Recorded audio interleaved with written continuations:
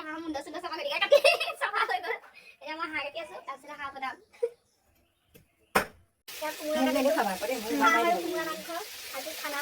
অথনি আপোনালোকক যিহেতু দেখুৱাইছিলোঁ হাঁহ কেনেকৈ কাটিছিলোঁ মোৰ নথকা হাঁহ এতিয়া হাঁহে কোমোৰা বনাম এয়া ধুনীয়াকৈ পাচলি কুটি থকা হৈছে দিব নোৱাৰোৱে আপোনালোকক আমি টেষ্টটোকে জনাম আৰু কেনেকুৱা হৈছে দেই চাই দিব ভিডিঅ'টো এয়া মাংস ভাজা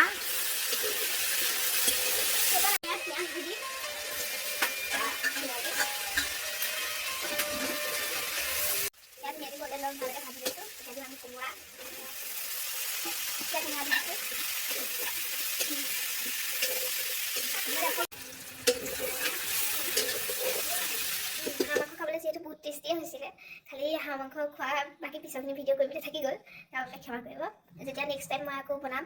হাঁহ মাংস তেতিয়া মই আপোনালোকৰ ৰেচিপিটো দি আছোঁ দেই আজি আহিছোঁ বাই বাই